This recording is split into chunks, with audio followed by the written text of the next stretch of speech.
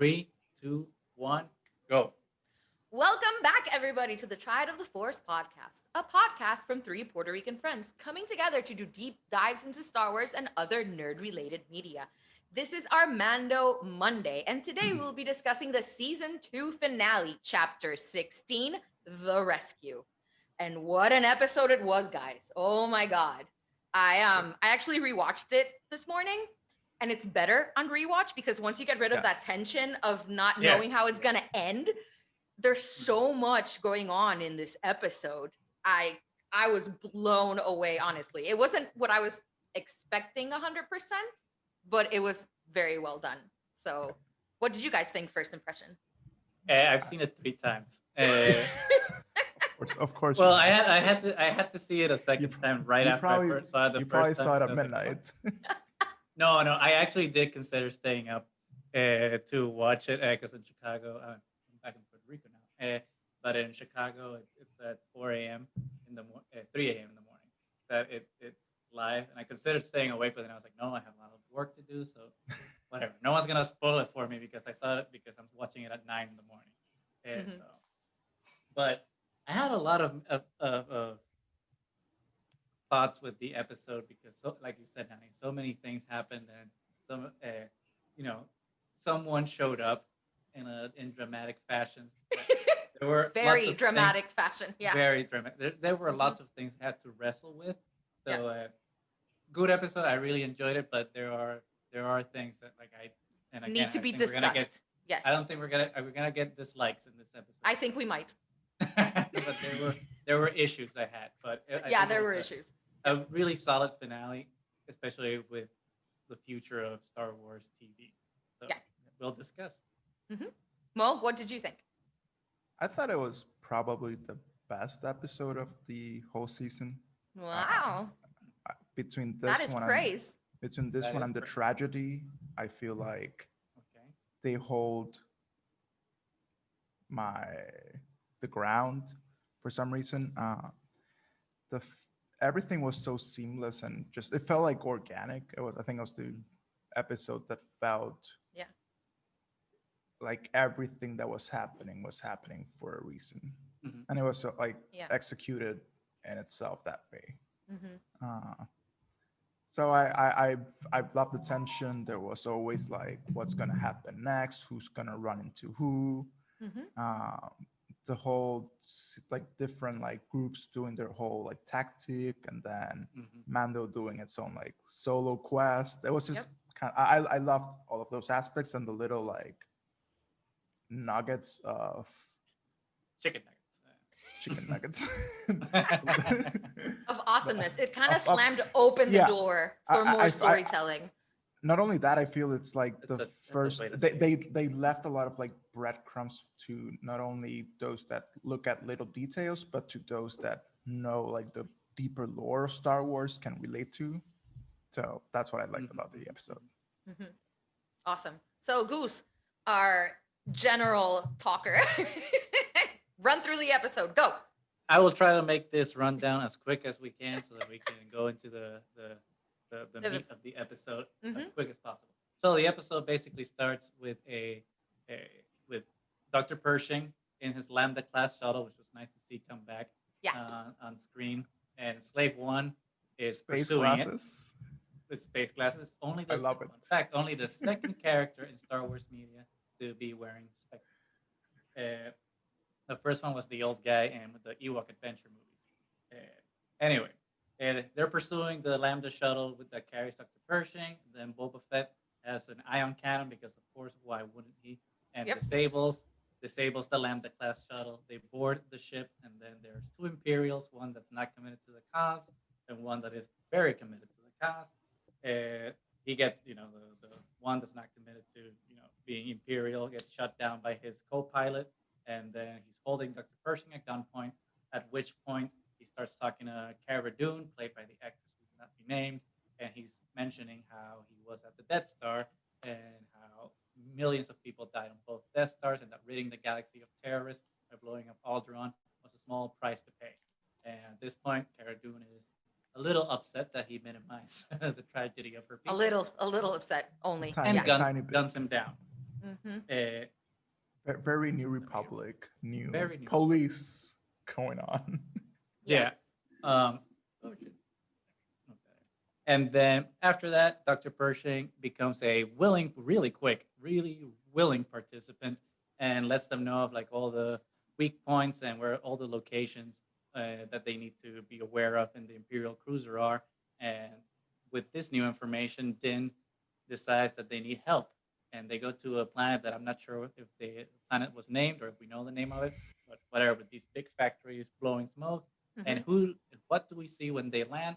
One of those Mandalorian ships that we've grown to love from the Clone Wars show. Immediately recognizable. So cool to see in real life. Yep. I was like, Amazing. finally it happened. Yep. So good. I thought we were going to see the Imperial cruiser from the Eris episode, but maybe they're holding that off for the future. But lo and behold, season 3.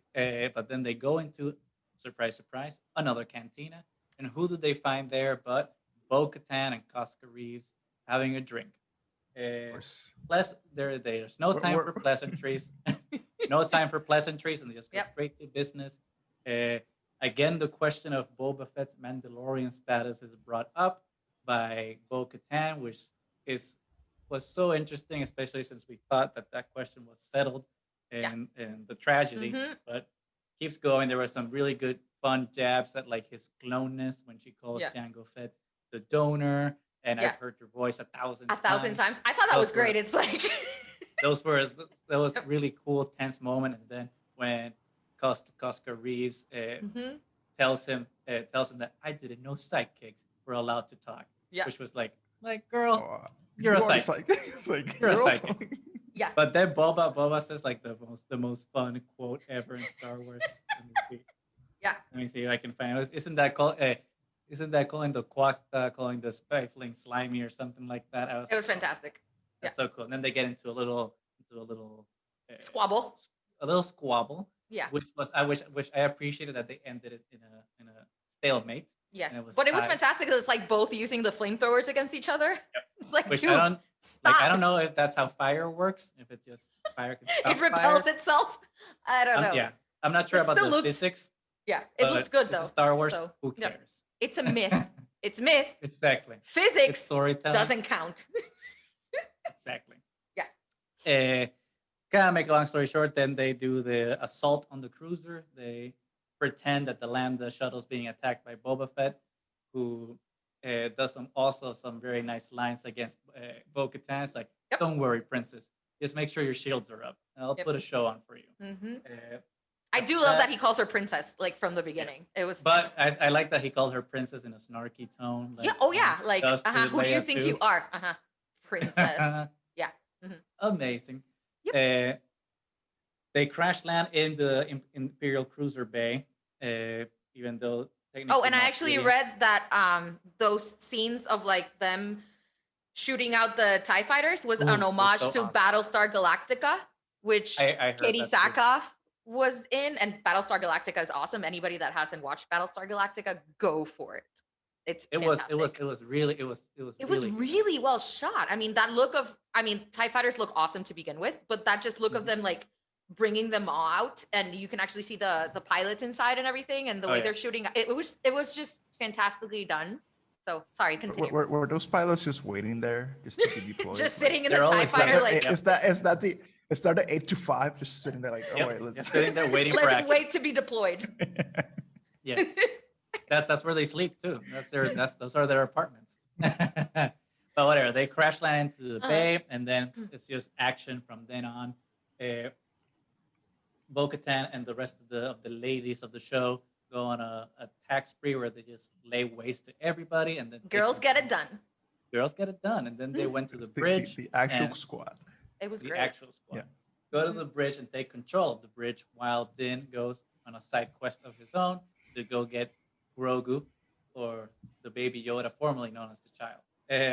While he does that, all of a sudden, the Dark Troopers are activated, and one of them is able to get out of the doors while the rest are sucked into space by Din pulling an alien, which I thought was appropriate, considering that Peyton Reed directed this episode. Yeah. And he also directed the the passenger episode, which also was an alien homage. So having him do those two alien things, it was very appropriate. Then has a very hard time trying to deal with this dark. And then what happens? The one weapon that he has, the Beskar spear, where is it? On the floor. It gets knocked out at the beginning, and then this is how we know that Din Djarin is played by Pedro Pascal, because he already has that spear experience from Game of Thrones. Yep. He's able to, after much difficulty, destroy the one Dark Trooper, which is such an awesome scene when he's just punching him in the helmet. Like the helmet's obviously, and the helmet actually holds up. But he's sinking. The head is sinking. But he's sinking. Yeah, I mean, his skull is probably breaking on the inside. I mean, you're an actual human inside. That's what I had read is that since the helmet is pressurized, that's why his brain Star Wars does not explode. Yeah. Okay, Star Wars. Oh yeah, and we were already talking about it's myth, so physics doesn't apply. But the other part that was really cool is when he tries to use the flamethrower, and then it actually lights up the Dark Trooper from the inside, and it makes him look even scarier. It was fantastic, I thought. So anyway, so he ends up destroying that Dark Trooper. The one. And then he gets to Grogu, and lo and behold, who's there with Grogu? But Moff Gideon with the Darksaber. Moff Gideon holding it over, dangling it over. Yeah. I'm gonna chafe Baby Grogu. Yep. He got really close to Grogu there. I was kind of afraid. I was like, dude, don't do that. That's not okay. It's like you don't play with lightsabers around babies, not even Darksabers. But he tries to mislead Din after obviously giving him a little bit of information about the Darksabers, so he can start planting the seeds of what will happen at the end of the episode. But he tells Din that, hey, I don't need this kid, and as long as you walk away, I'll let you have him. Yeah, I already got his blood. I'm fine. But he's a bad guy. Obviously, you can't trust him, so he betrays him and starts fighting. Thankfully, Moff Gideon doesn't attack Din in all the places that aren't covered in Beskar. Right. So Din is able to deflect scarves, open places. Do you not know how to fight somebody that's wearing armor? Nope. I think Moff Gideon went to all the strategy classes but missed the one-on-one fighting. Well, as you watch it, unless he was pulling a Joker, and he wants to be caught, so that what happened. That could be it. But either way, you can tell as they're fighting that he's not nearly the warrior that Din is. So I mean, the way that it sounds also as the Darksaber hits the Beskar and everything, and then with the spear, I was actually really worried because it starts, to get red right in the middle, and I was like, if it's not 100% pure Beskar, it's gonna break. This could be bad. I was actually very worried. They did it so well. Like, you actually feel the tension. There's actual stakes in this episode. You're afraid that this is just gonna end horribly wrong. But you know that it's Pedro Pascal, and he's got that Game of Thrones spear training, so that was not going to happen. So he's got it. He's got it. He's got this, and he dies in Game of Thrones, though. You remember that, right? Yeah, but that's because of hubris. But that's because of hubris. Yes. Fine. Okay. Here was fighting just for the baby. So exactly. I know it was pure intentions. Yes. Okay. So he defeats Moff Gideon, and I love that line. You're sparing my life. This will be interesting. So continue, Goose. And what happens when they go into the bridge? It was amazing because I thought this is like, why do you even have it on to walk into the? I mean, I know visually it works, but in the background, it's like, why is it still on? Yeah. But whatever, it looks great. But the face that bo-katan is just like, when she saw that, the fuck? What? This is exactly what I didn't want. I had one job. Yeah, I was pretty clear that Moff Gideon was mine. What are you doing? Yeah. It's like you single-handedly got the baby and Moff Gideon. Like, what? But they can't really talk about it too much, because what happens? Things are boarding the ship, and they think are living things. But what happened? What we thought was discarded really quickly and anticlimactically are actually coming back to bite us in the ass, and it's all the Dark Troopers coming. And if Din had trouble with one, it's like all these guys, you're screwed. And they were so well done. Like, there's a score that accompanies them specifically, and there's this. Yeah, and there's this weight to them. Like, every time they land, the camera kind of shakes. Like, you can see they're actually heavy and imposing. The animation was fantastic. Fantastic. And Moff Gideon being just all snarky. You almost died with the one. You all be dead except me and the baby. I'll be alive. Yep. That's it. So what happens? They start coming for them. And they start pounding on those doors, and it's I love in a that. That way it's a like they're not reversal. even trying to shoot it. They're just Yep. pounding on it. Like, I got this Wait, with my amplifying the fists. terror. Which again is like physics doesn't work. Like the way those doors were closed, if you're punching through, that's not how it's gonna open. Yeah. You're still But gonna still- run into. But it But looked the cool. look of it, It yeah. looked amazing. Yes. Which was a Physics doesn't reversal, work.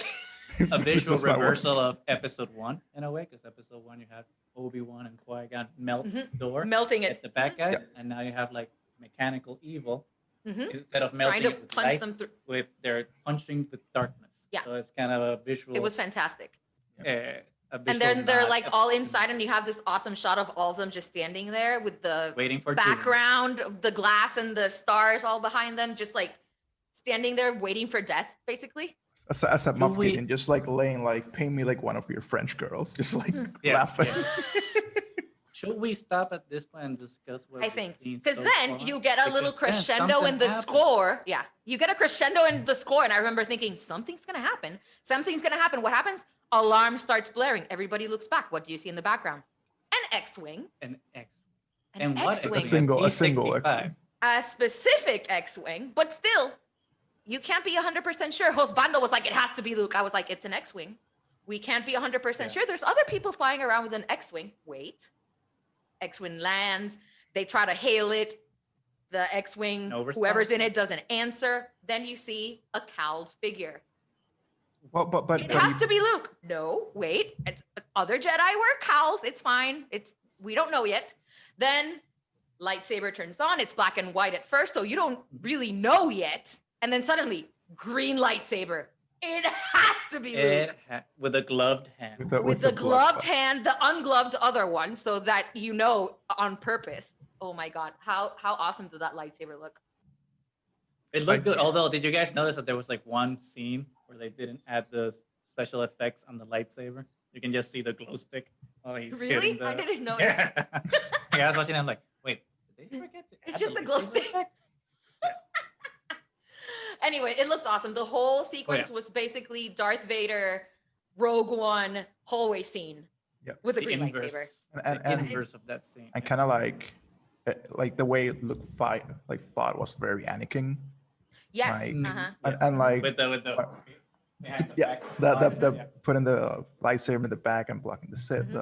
Yeah, shot. and force pushing and pulling them towards himself and then destroying them. And Yeah, then you and don't then feel he's crushing that the one. murdery. Yeah. Oh, the crushing the one at the end was just, it's like, I'm not even going to use my saber. It's just, But it like, do you guys got the impression that somehow the Dark Troopers are like force sensitive?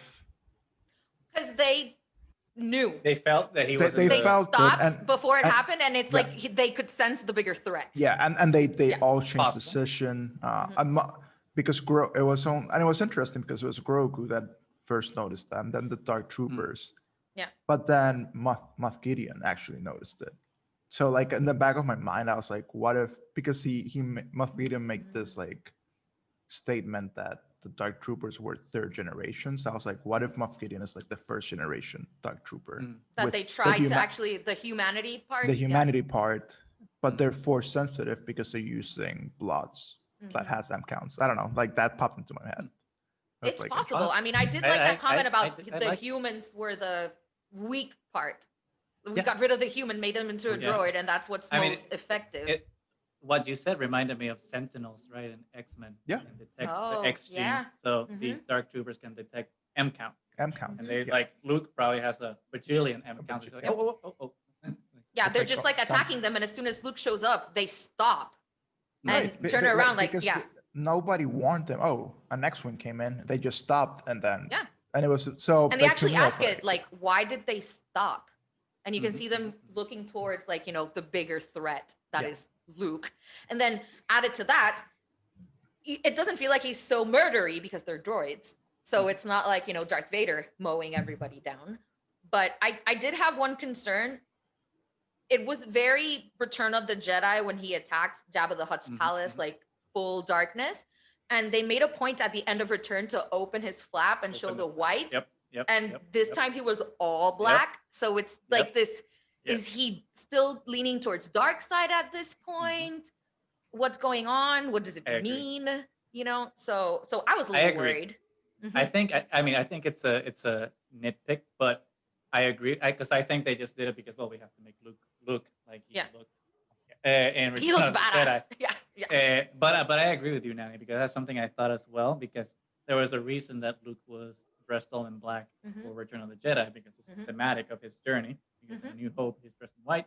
Empire, he's dressed in gray, and Return of the Jedi, black. But then at the end, whoops, white on the inside. So considering that this is 5 years after Return of the Jedi, I would have expected him to outwardly show his light side leanings. I'm not saying that he had to have like the pure white robes that he had in Force Awakens and Last Jedi, but you know, but You could have had him with the black and the flap, or you know, a combination like maybe gray. I don't know. There was something about it all being black, aside from the fact that he looked awesome, but it's a little worrisome that it's all black. I don't know. Although to me, it felt that the cape looked a little cheap, looked a little cosplay. Didn't look as badass as the usual as badass as Jedi the one robes. in Return of the Jedi. Yeah. But that's just me. It's a nitpick. Doesn't matter. But I did like the symmetry with the Rogue One scene with Vader, but because it's the opposite of that scene in a way. Because where Vader's just like going to oppress and it's mowing down, you know, people with faces and identities that are, you know, in terror, trying to liberate. Luke is destroying faceless minions of evil that are mechanical. So it's like the mechanical Vader destroying life, and the life Luke destroying the mechanical. So that scene worked really well for that. The only thing that like, and I think we should also discuss what happened previously in the episode. But like, I think that and it's just always something that's always going to happen if you bring back a legacy character. When he shows his face, it just fell flat for me, frankly. The CGI, Like at first, when I saw the episode the first time, I didn't even realize it was a CGI face. I just thought it was like someone that kind of looked like him, Mark Hamill, but that wasn't really acting. Because you know, it felt like his face was really stiff, like and then left. And then when I saw it the next time, I'm like, oh, it is him. Digital and you can hear it's his voice. I think the problem with the CGI technology is not up there. Like when they're still, you can't tell that much. But once they start talking, you can see it more. So I think on purpose, they kind of try to keep it stiff so that you can't see the CGI as much, because it happened with Moff Tarkin in Rise, that it was, or Rogue One. Rogue One. In Rogue One, that when he's like completely still, it looks pretty close, but once he starts talking, it looks really fake. So it was weird because I think it looks fake just because we know it's not a real face. We're not there yet, but still, in terms of the animation, like the animation was there, like how Tarkin was moving. But with Luke, it didn't feel like they did a full 3D face. Okay. But when he moved, it just looked like it was only like the lips moved, but nothing else moved, and it didn't feel like feel like it was a full, which probably wasn't, because they TV, so they don't have the full budget. Same budget. Film quality stuff, but like I don't know, it just fell flat for me. In a way, I would have actually preferred if they had brought in some rando to do it or something. That way, so it's a different person. So. Yeah, I know, but it was still, even if it was CGI'd, the fangirl in me was like, "Oh my god, it's Luke!" Oh yeah, it's Luke. Yeah. Wow. Like, I mean, I didn't necessarily wanted it to be Luke to be the Jedi that responded, but the way it was done and the way it was framed, and you know, time will tell. We're gonna see what they do in season 3 about this. But really, the fangirl in me was like, "Oh my god, this is so cool," because it's trying to like fill the gaps of the storytelling. So I think if they continue to do it in a good way, I think, you know, there's some merit there to that. Yeah, I feel like as long as it's like that, like snippets of like you know, maybe as long as he doesn't take over,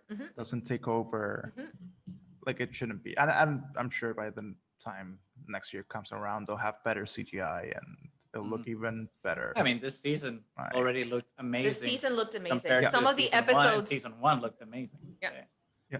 But some of the episodes look better than some of the films. Yeah. Especially the prequel films.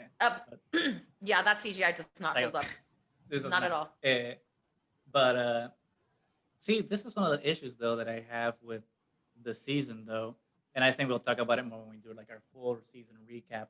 But one of those issues I have with the season, and we've discussed it before, is that it's basically the cameo show. And like for example, Yeah. look at this episode that we're having right now. We're talking about Luke. I haven't Yeah. even talked about any of the Mhm. other characters or Mando specifically. And I mean, it's natural. I feel like how they've brought in all these characters, which is like kudos to them and how they've developed the storytelling. But Mhm. since you're bringing in such big characters, it in a way distracts from the story that Din is having.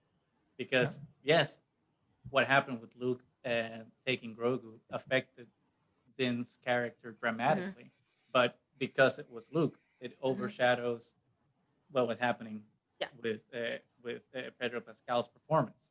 Yeah. And the same Which thing was when, amazing. Yeah. which was amazing. And it's the same thing with Bo-Katan and Boba Fett, even though I think they used Boba Fett more Really well. Yeah. really well because he's there, but He shows up and then goes support. away at the beginning. Exactly. Yep. Exactly. Yeah. But I don't know, I feel that. Yeah. And then you have the girls like doing their own thing. And at the beginning, it really did feel like it was like Mando was the main character. But as soon as Luke shows up, that's got thrown out the window. Yep. So Exactly. Well, that, yeah. yeah. But But anyway, like that's something for when we discuss like the whole. the overarching season. Yeah. So look forward to that. We're going to do an episode like talking about, season 1 versus season 2. And now that we've seen the end of season 2, what season 2 means as a whole. But before we continue, there was that very emotional scene with Grogu and Din when Luke shows up. So what happens, Goose? They identify that Luke is a Jedi, rightfully so, and Din looks at Grogu and he's like, "Well, dude, here's your Jedi. You have to go with him." And Grogu's like, I don't know. And Luke tells him like, "No, he's asking for your permission." I love that. That he's like, he doesn't want to go with you. He's asking for permission. That was so sad. Oh my god. Yeah, it was so heartbreaking. So Din just takes Grogu in his arms like his child, and what does he do? He takes off his helmet. No, before that, he touches the mask. That it's like, because he probably thinks the mask is his face, so he touches the mask like bye, and you can see like in his body movements, Din, it's like no, and then he just takes it off, and he looks so sad as soon as that helmet comes off, like crying, just like kind of red and just heart-wrenching. I was just like, oh my god, and then Grogu just touches his face, and he like closes his eyes like the first person probably that has touched his face that he's been a kid, probably that somebody touches his face, and he's just like he's only seen a touch. Probably. Oh my god. So yeah, I can't like that. It was touch heartbreaking. must have been like so like emotional for both of them. Like, but for Din, like that's a defining moment. You finally let your mask out. Not only show your face, but you let your mask out. You let somebody touch you in your most tender part, your cheek, your heart. Yeah, and because you actually want to. Yeah. Not like with the machine before. It's like, I kind of have to do it. This thing is breaking apart. I gotta. This time it's because he actually wanted to. He wanted to show his face to his son. I mean, there was just something incredible about that, honestly. I cried. I cried. I cried. And I find it interesting that this is the third time he took off his mask. The first with, interesting. Thematically, that kind of with IG-11. And each one is for a different purpose. Yep. One is for survival, one is for a mission, and one is for love. Those three mask removals serve a purpose that then culminates with him finally showing his face to his son. Yeah. And then Luke, was just the most evil thing that Luke Skywalker has probably ever done: separate a father from his child. Wow. And at least R2D2 was there, and it looks like R2D2 recognized. Yeah, it did. He started, doing the little shaky thing that he does when he likes somebody. Yeah. It seemed like he recognized I totally Grogu. Felt like, and it would be interesting. I was like, oh, we're probably gonna see now like a droid stories where the droid saves R2. Grogu. Yeah. R2 saves. Oh, yeah. I mean, and you can see that Grogu recognized R2D2 too, not Luke. He kind of recognized R2D2 because I mean, he couldn't recognize Luke. Like he's never seen Luke. But yeah. But R2 was there, and R2 still remembers everything. Yeah. Because Yeah. It was I mean, C-3PO the one that got its mind. it was only Hopefully, 3PO. hopefully R2 doesn't tell him that he's Anakin's son, because then Grogu's gonna be a little freaked out. Well, Like, wait, imagine. you're the son of the Jedi killer. But then imagine poor Grogu's like, think about it, got PTSD from the grandfather mowing down everybody, Mhm. and then eventually we'll get the grandson mowing down everybody. But we don't know. Once- But we don't know if he's at. Yeah, we don't know if he's there. But Yeah, but, but Husbando this- was still like, oh my god, does Kylo Ren kill Grogu? Is this how this ends? This is my new theory Mhm. of why Luke actually went on retirement. It wasn't because of his failure for Kylo. It was actually because Kylo, unfortunately, killed Grogu, and Mando was gonna go it after Luke's ass after Luke promised specifically, I will To keep the save child him. safe. Yeah. Yeah. Luke was like, "F this! I have Oh to my god. I break gotta get away out, from yeah. the Force," Yeah. because Mando said like immediately sent him a Mhm. text like, Yeah. "I will Like, I'm come and coming get for you." Yeah. I mean, but I did like what Luke said. That is what I wanted Ahsoka to say. It's like power without training is nothing. Like he will not be safe until he learns how to master his power because he's already a target. What was it, training or discipline? I thought he said discipline. I don't remember the exact line. I'm sorry, but one of But- those two. One of those. Yeah. two words. yeah, it was one of those two. But I also really liked that Din didn't just hand him over either. He put him on the ground. It's like, it's your choice. You have to walk over. It's not like I'm handing you over like a possession. And then he puts them on the ground and he's just holding onto his leg. Like, I know this is kind of what I have to do, but daddy, like, oh my God. And then like R2 does the beeping and then he kind of turns around and then goes. And then after he stares at R2 for a little while, then he hands like- his arms out to Luke. I love how Grogu's like, "I'm not walking. You have to You pick me got- up." yeah. If you, I that's- got little tiny legs. I got little tiny legs. So cute. And then, I mean, Din is like, go, kid. Like, you know, this is where you belong right now. He's one of your kind. Just go. And then they walk away. And the whole time as they're walking away, Grogu and Din are just staring at each other Mhm. with like Just looking misty at you. eyes all together. And then, you know, they get in the elevator, close the elevator door, cut to black, no concept art at the end. I was so surprised that it just cut to black. I thought it was gonna like somehow keep going and add a little something. But it was Or- fantastic about it. But- Like, but it kinda elevator felt- closing, cut to black.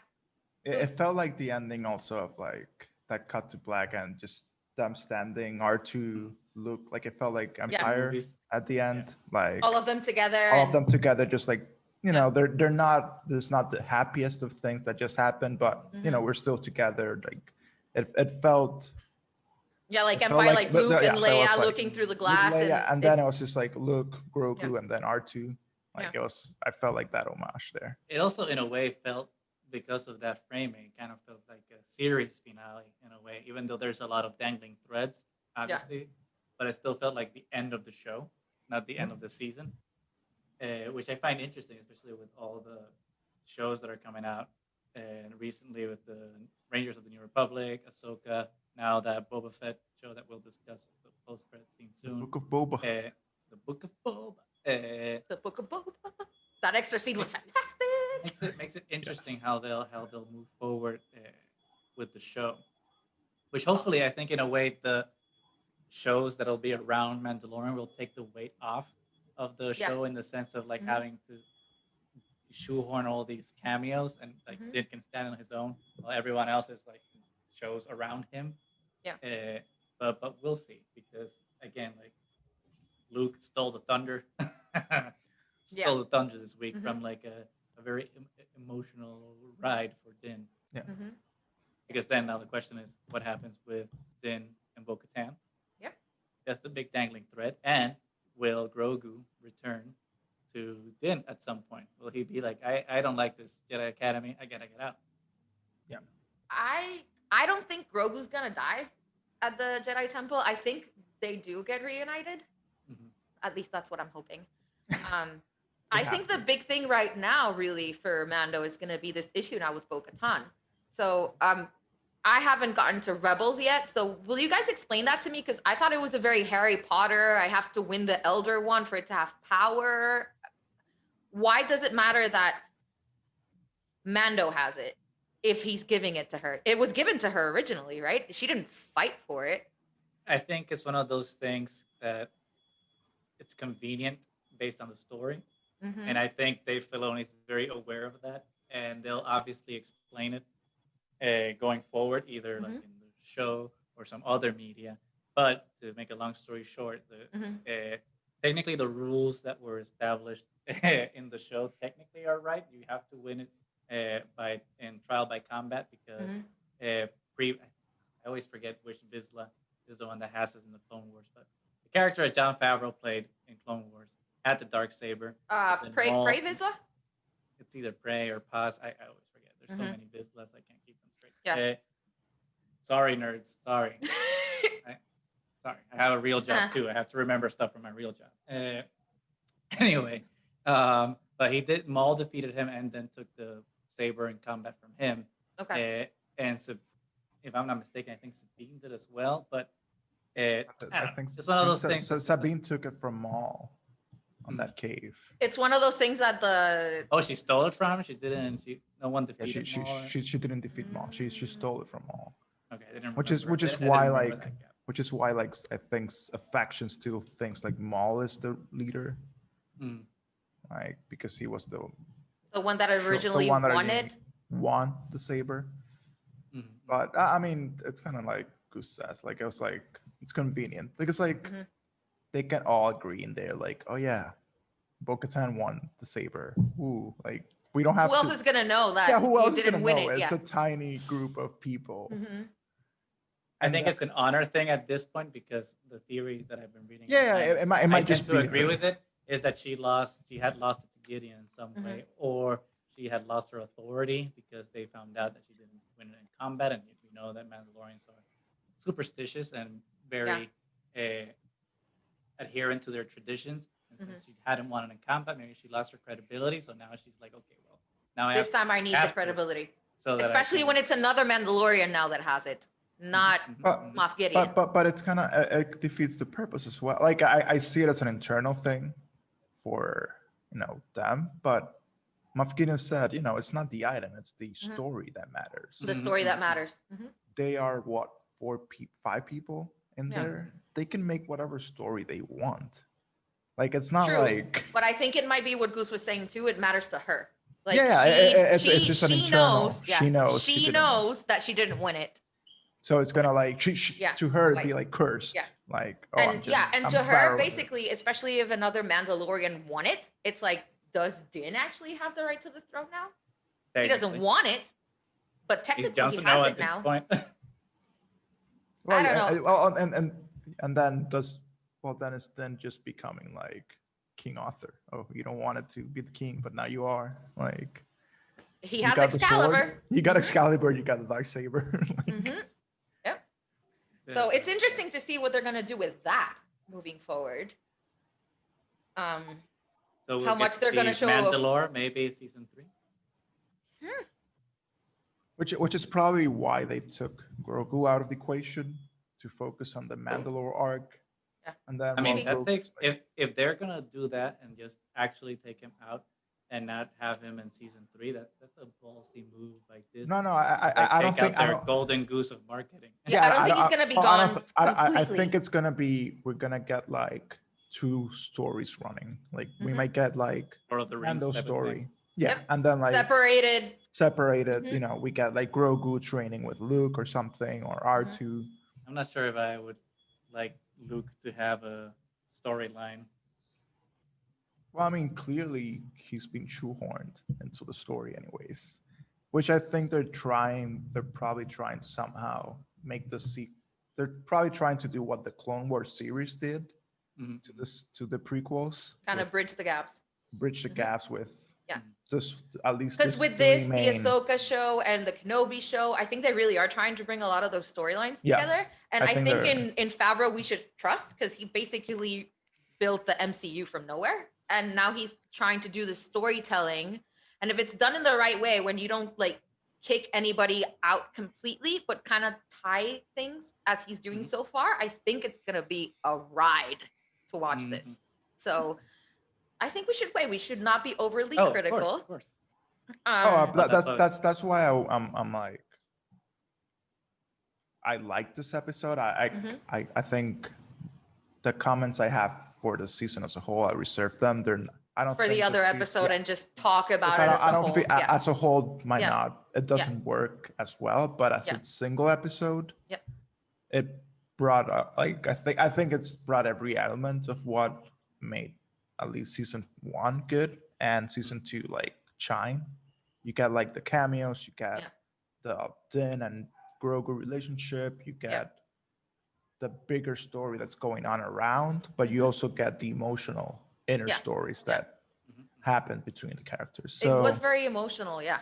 yeah, Yeah. like even like that dark saber scene with Bo-Katan and Din, that's emotional. There you have Yeah. like that tension. Yeah. There's a Yeah. lot of tension. A Bo's face. Yeah, Like the- Bo-Katan is just Oh like, yeah. this That was is some good exactly acting. what I did Good not casting. want to happen. Like- Yeah. She's just like, Yeah, What? it's like between Bo and like Moff Gideon's like face acting. I was like, Yeah. this is like Yeah. so good. It's like one of Mhm. them is like going through like mental and emotional hell, and Anguish, the other is yeah. like like Joy. a physical hell, but it's just like I'm just gonna enjoy this. yeah. And at the same time, it's like, I already won. You don't know it. But here come the Well, Dark just- Troopers. well, I won. It's almost like I feel like Moff was like he was prepared to die Yeah. when he was Well, fighting. I mean, with- he was He gonna was, win. Well, I feel like everything that happened after Din's fight with him to him was just like a bonus. Like, Mhm. To him, I was like, okay, I already expected to be killed I at that expected to moment. be killed at that moment. So I'm enjoying this, like yeah. the And bonus a, in of my a life. in a person like Gideon, I suspect he has contingencies on top of contingencies. So I Mhm. wouldn't be surprised if, like, because we know he's gonna be alive by next season because they Yeah. haven't, he was still alive at the end of this episode. So I wouldn't be surprised if by the beginning of season 3 or midway, he get, some Imperials come to rescue him. Maybe Yep. Thrawn. I mean, Who knows? who knows? Even though I would not like that because I want Thrawn to not be a villain. Yeah. But we'll get into Thrawn some other time. We'll get into that. But he seems like he's too confident. Like I said before, I think it's kind of a Yeah. Joker situation in the Dark Yeah. Knight where he wanted to Mhm. be captured so that his plans could, be set in motion. Yeah. I think there was Yeah, something about he absolutely. was enjoying too much having Bo-Katan and Din Mhm, be mhm. against each other. Like he was enjoying that way too much. Yeah. So who knows why he might have set that up to happen. Well, I guess like going to Rebels, it kind of shows like the Mandalores fight between each other. So it's almost like Yeah. now they're even weaker because A, they don't have a planet, B, they're Mhm. separated, and now who they thought was the princess or the next queen Mhm.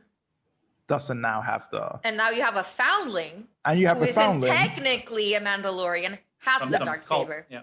Actually, Which yeah, is a something- foundling from a cult. Yep. Then like it's From Which a is cult something that that I they was already had disappointed. faces about it. Like, Mhm, ugh, mhm. the watch. But stuff. that's something that was. I mean, I'm sure that they'll bring it back for season 3 because there's something the show is actually good at. It's like tying Mhm. threads that they, Yeah. planted in other episodes in the Mhm. future. I'm sure that they will bring this back. I was surprised that this season they didn't bring in any of the the armor or any of those other Yeah, Mandalorians from this mhm. cult back into the fold somehow. Because I absolutely was almost convinced that the armor was in, with Moff Gideon, either as a willing or It could unwilling still be. participant. I mean that But could yeah, be the exactly. continuity It could still be. because then yeah. now Mhm. Moff can just say, hey, your kid got the dark saber. Mhm. Mhm. Like There's plus so many. how awesome I think. that's gonna be. Mhm. Like I think you Bo-Katan just. versus the armorer. Oh my god. That's gonna Yes. be awesome. I want to see that fight. I want to see that. But will Uh, Bo-Katan be a villain in next season? Because now she Who knows? needs to. Now Well, she well- needs the saber. Yeah. Well, she's dark always saber. been a grayish character. She's never been like, ooh, I'm the good guy or the bad I mean, she guy. started with Death Watch. Yeah. So Like it's not I mean, like yeah. And the way she reacted to Boba wasn't the most like Mhm. appropriate way to Nope. react if you're. I mean. I you're mean, trying and to clones be- helped her, right? To Yeah, retake like- Mandalore. Like, why are you so But then they- bitter but and then they- angry? Then they immediately. Okay, so You'll get there. I'll get there. The Siege Okay. of Mandalore. No, that's Star Wars out there. No, but there was something fantastic. I think it's one of this episode, the score was Yeah. one of the best uses of score that there had been. it kind of it used the actual the Mandalorian theme in different ways. And there were some fantastic scenes also. There was so much tension, like that first scene with the slave one like looming over the other ship, like just coming up, and you can see Boba in the cockpit, like a bad guy, like You're not there were so many good things. And also when the elevator is coming and you can see the blinking lights and the dark troopers just looking at them and looking at them and looking at them, and then it opens up and green lightsaber and just destruction. There was something of a, like horror film quality to the way that it was shot, that I don't know. It was a fantastic episode, honestly. The music was great. Like the ways that they used Moff Gideon's theme in all the like the fight scenes, or when the Dark Troopers were there, versus exactly what you were saying with Mando's theme. They had like at the beginning like a more ominous version of Mando's theme. That was like, oh shit, things are gonna go down this episode. And then obviously when Luke shows up and and takes off the cowl, and then you have the original Luke's, and they play Luke's theme, the binary sunset theme. Oof. There was Perfect. goosebumps. Very much so. But then the episode actually went full MCU for everybody and had a post-credit scene, which I only need to stick around because I watched it on my Apple TV, so I clicked on the TV and saw that there was still like a big chunk left on the credits. You were like, I'm like, this is odd. What does this mean? This long. So I scrolled a little bit and I'm like, ooh, post-credit scene. Played the post-credit scene, and what do we see? We go back to a planet that I Tatooine. Say that we're not gonna see again, and then we just go back to but it was fantastic because the first thing you see is the two suns, and it's like Tatooine, and then it scrolls over Jabba's palace. Which when I saw Jabba's palace, I was like, okay, fine. I mean, I'm okay with that. but I don't know if you guys noticed, but that whole sequence was filmed the exact same way from Return of the Jedi. You're like the same shot of Jabba's palace, and then the same shot from the stairs. And so at first I thought it was actually going to be Luke. Like, because it's so Return of the Jedi, I thought it was going to be Luke, but then you can see Fennec Shan's shadow against the wall, and it's like, what is happening? And then you see she like takes out everybody. The very distinctive shadow of Boba. But I love that it was like Bib Fortuna, all fat, and the throne. I know, and just sitting there like, I'm Jabba now. Yeah, It's like I need to become Jabba. Like I am Jabba now, and he's just like stroking himself and stuff, with his long nails and the staff and everything. And has a slave girl as well. Has a slave girl as well. Yep. Same species. I'm sorry for Twi'leks. They always use them as sex slaves. I feel bad for them. So bad. But then what happens? Boba Fett comes down after Fennec Shan takes out everyone around them, liberates the slave girl. Very good, thank you, Fennec. But then Boba comes up. Bib Fortuna says, "Oh, Boba, I'm so glad you're alive." I love that. It's like Boba. Like we're friends. I miss you, bestie. And Boba just stands there, like doesn't say a word. Shoots nothing. And sits on the throne. And then just walks and sits and that. Yeah, and then Fennec just grabs a drink, like. And then you have this just amazing shot of him sitting on the throne, Fennec on his right with a drink and a rifle. Like, like we own this shit now. Cut to black. The Book of Boba Fett. December 2021.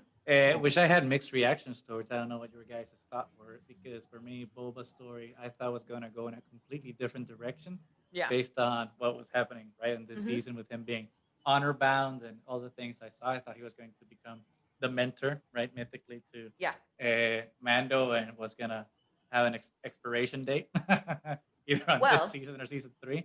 But he fulfilled his oath. He did very much. So he fulfilled his oath. So it's not like he betrayed Din or anything. True, very true.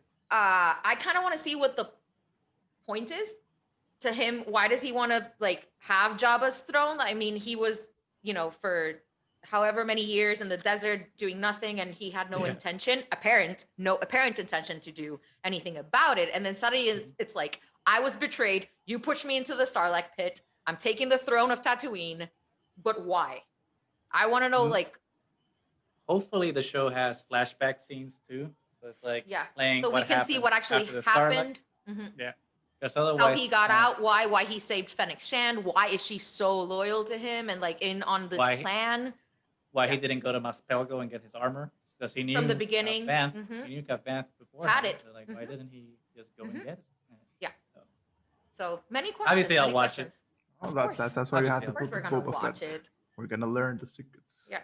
And it's gonna come out around the same time that season 3 of The Mandalorian is Mhm. gonna come out. So we're definitely gonna watch it.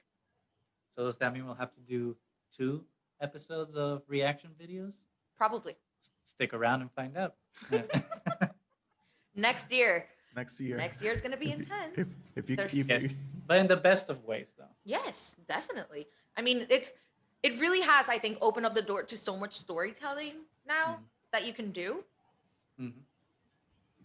It's Star Wars galore, guys. I mean, Yep. there was nothing for a long time, and now It'll be here for Fun. a longer time. it'll be here for a longer time. And you're opening doors to, with the acolyte and stuff, that you're going way further back in Oh, yeah. time.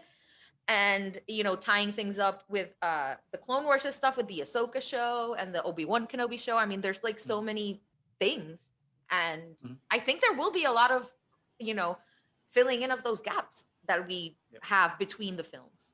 So The future is bright for sure. it is very bright. I think we have a lot to look forward to. yes. So do we think that with that we're done for today? I think that's a good stopping It's a point. good. Yeah. Yeah. So fantastic. Look forward to our overarching analysis of season 2 Yes. compared to season 1, because we have things to say. Like, subscribe, go to the T Public store, look at Goose's awesome shirt it Yeah. looks fantastic. Looks amazing. Yeah. If it will probably not get there for Christmas, but it will get there for 3 King's Day. So go for it. Thank you, Yeah. thank you, government, for sabotaging the USPS and Yep. getting it slow for the holidays. Yeah, I know. But I think we're going to be in for a ride, guys. This is the end of Mando, but it's not the end for Star Wars. Peace. May the Force be with you.